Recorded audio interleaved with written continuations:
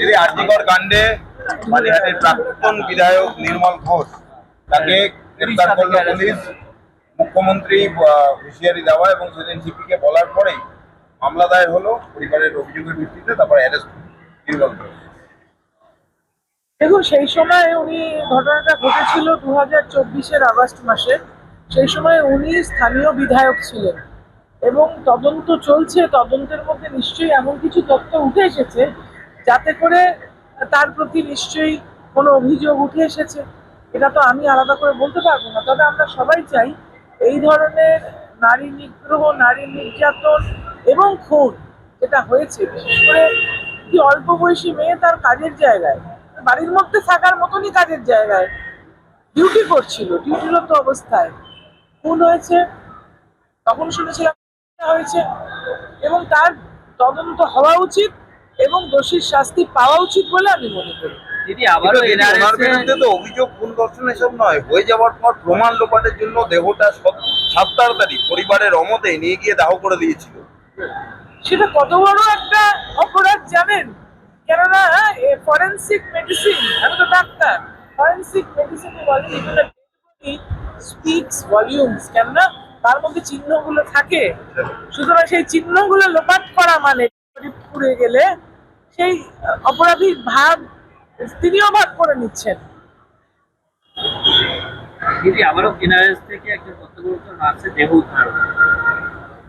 শৌচালয় আশা করব বর্তমান সরকার যেভাবে কাজ করছেন এবং তাদের যে নতুন সরকার আমাদের এসেছেন তাদের আদেশ অনুসারে পুলিশ যেভাবে তৎপর, তাতে করে এর প্রকৃত তথ্য উদ্ঘাটিত হবে এবং জানা যাবে কেন এটা হয়েছে। নেতাজিকে অপমান করা নিয়ে রাজনৈতিক চর্চা চলছে এবং এই নিয়ে অনন্ত মহারাজের বিরুদ্ধে সরব হয়েছে প্রত্যেক মহলই। এছাড়াও বিজেপির বেশ কিছু নেতাদের বিরুদ্ধেও উঠছে, কিন্তু অনন্ত মহারাজ তিনি এই কথা বলার পরেও, তার এই মন্তব্যের পরেও কোনো রকম অনুতাপ বা ক্ষমা চাওয়ার তো প্রশ্নই নেই। তিনি বলছেন আমি কোনো কিছু ভুল করিনি, ভুল বলিনি।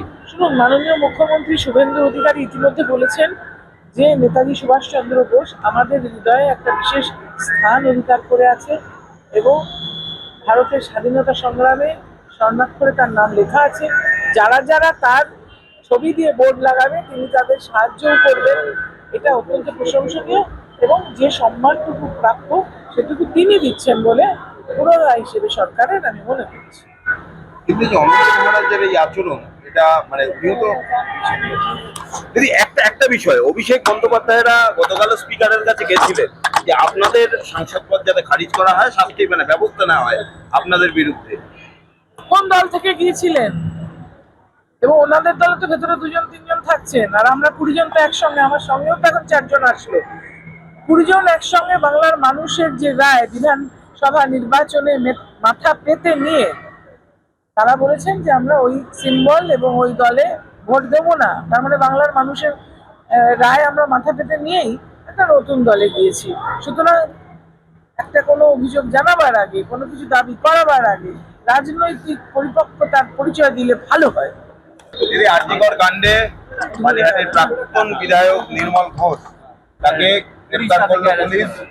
মুখ্যমন্ত্রী হুঁশিয়ারি দেওয়া এবং সেদিন সিপিকে বলার পরেই মামলা দায়ের হলো পরিবারের অভিযোগের ভিত্তিতে, তারপর অ্যারেস্ট নির্মল ঘোষ। দেখুন, সেই সময় উনি ঘটনাটা ঘটেছিল 2024-এর আগস্ট মাসে। সেই সময় উনি স্থানীয় বিধায়ক ছিলেন এবং তদন্ত চলছে। তদন্তের মধ্যে নিশ্চয়ই এমন কিছু তথ্য উঠে এসেছে যাতে করে তার প্রতি নিশ্চয়ই কোনো অভিযোগ উঠে এসেছে। এটা তো আমি আলাদা করে বলতে পারবো না। তবে আমরা সবাই চাই এই ধরনের নারী নিগ্রহ, নারী নির্যাতন এবং খুন যেটা হয়েছে, বিশেষ করে কি অল্প বয়সী মেয়ে তার কাজের জায়গায়, বাড়ির মধ্যে থাকার মতনই কাজের জায়গায় ডিউটি করছিল, ডিউটিরত অবস্থায় খুন হয়েছে।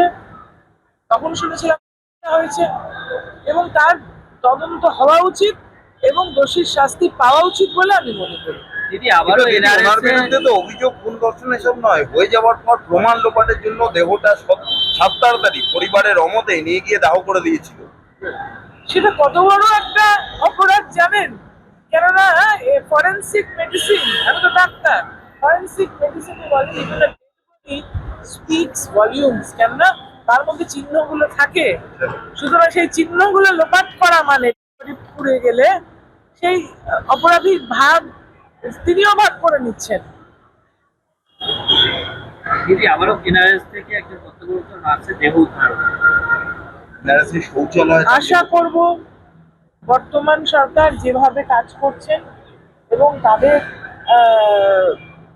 যে নতুন সরকার আমাদের এসেছেন তাদের আদেশ অনুসারে পুলিশ যেভাবে তৎপর, তাতে করে এর প্রকৃত তথ্য উদ্ঘাটিত হবে এবং জানা যাবে কেন এটা হয়েছে।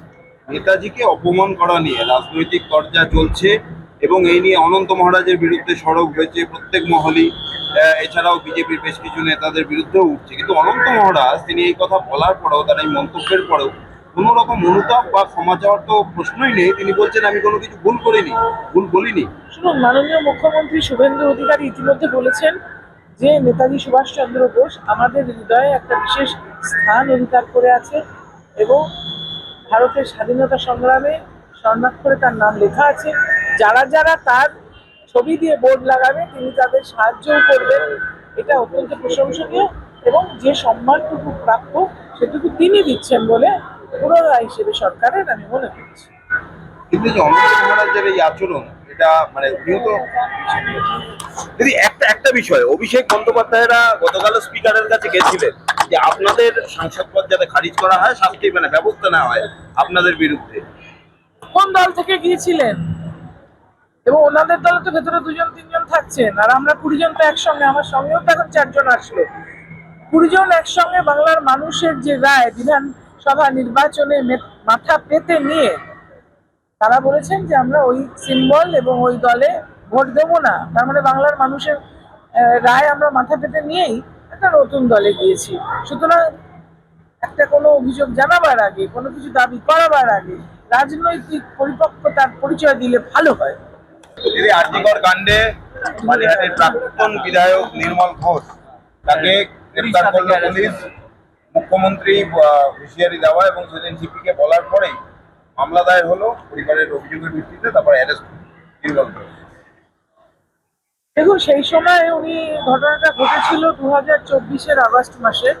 সেই সময় উনি স্থানীয় বিধায়ক ছিলেন এবং তদন্ত চলছে। তদন্তের মধ্যে নিশ্চয়ই এমন কিছু তথ্য উঠে এসেছে যাতে করে তার প্রতি নিশ্চয়ই কোনো অভিযোগ উঠে এসেছে। এটা তো আমি আলাদা করে বলতে পারবো না। তবে আমরা সবাই চাই এই ধরনের নারী নিগ্রহ, নারী নির্যাতন এবং খুন যেটা হয়েছে, বিশেষ করে কি অল্প বয়সী মেয়ে তার কাজের জায়গায়, বাড়ির মধ্যে থাকার মতনই কাজের জায়গায় ডিউটি করছিল, ডিউটিরত অবস্থায় খুন হয়েছে। তখন শুনেছিলাম হয়েছে এবং তার তদন্ত হওয়া উচিত এবং দোষীর শাস্তি পাওয়া উচিত বলে আমি মনে করি।